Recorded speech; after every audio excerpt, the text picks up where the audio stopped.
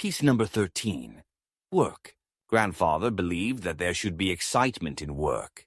This is a novel concept today, but the idea is essential if you wish to avoid wage slavery. One day he said to me, "It is to be noted that great achievement has always come with great effort. The iconic writers, poets, and painters of history have devoted themselves to their craft. Lack of ambition is the handmaiden of failure. I often feel like a curmudgeon. Whenever I speak of my life experiences, they sound like tales from centuries past, nonsensical, detached, and lacking in joy. That being said, all times are linked by our collective history in this capital-driven society. Thus, relating the former has relevance in the present. The hackneyed phrase of my generation was, "when I was young," and you fill in the blanks. My favorite being, "we had to walk 5 kilometers to school in 2 meters of snow." What are the collective thoughts of this current cohort? Every era has its own zeitgeist, that is for sure. What the members of the millennial or post-millennial generation are entering into, however, is a period that is fundamentally misperceived. The classical model of a good high school and a good university equals success is extremely flawed. I recently asked several of my classes if they had ever cleaned a toilet. The show of hands was most certainly not unanimous. In several of the groups, far less than 50% had ever engaged in something as perfunctory as basic housework, cleaning the floor, washing the dishes, making their beds, etc.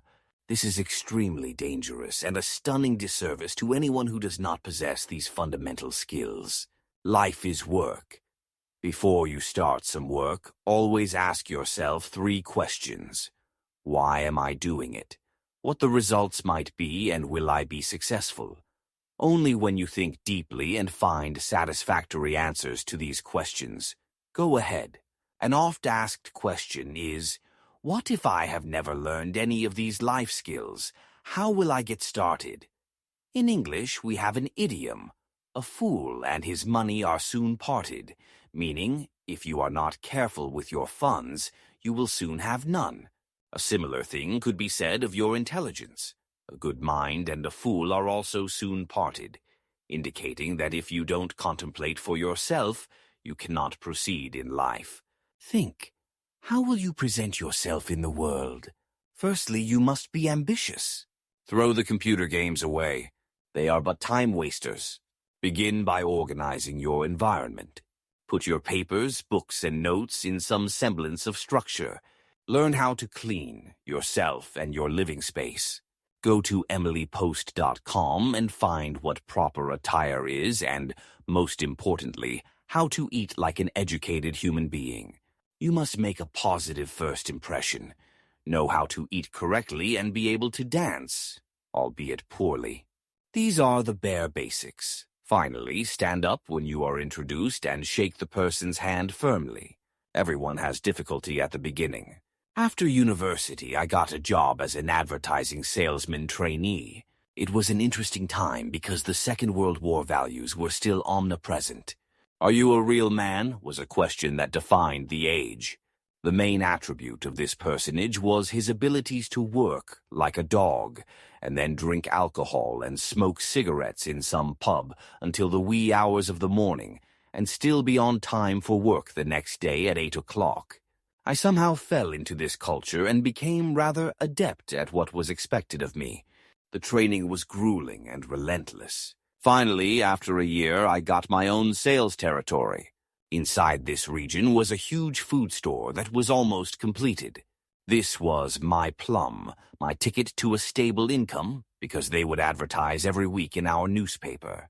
I was quickly introduced to the store manager, Sam, one of 3 brothers from Hong Kong.